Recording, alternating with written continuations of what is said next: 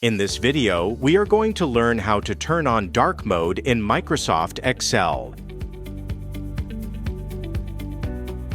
With the increasing time that we look at documents on the computer screen, it has become increasingly important to reduce eye strain and accommodate light sensitivity.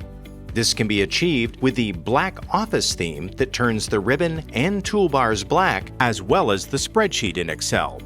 Let's get started. To change to dark mode in Excel, navigate to the File tab and click the Account button. Right under Office Theme, click the bar with the inscription Colorful and choose the option Black. Navigating to the main document, we can see that in dark mode, the previously white page color is now black. You can also switch the canvas back to white by navigating to the View tab, searching for the Dark Mode group, and switching the color of the canvas by clicking the Switch Modes button. The dark canvas is not printed, nor is it the default view that collaborators will see when they open it. If you found this tutorial helpful, reward us with a like.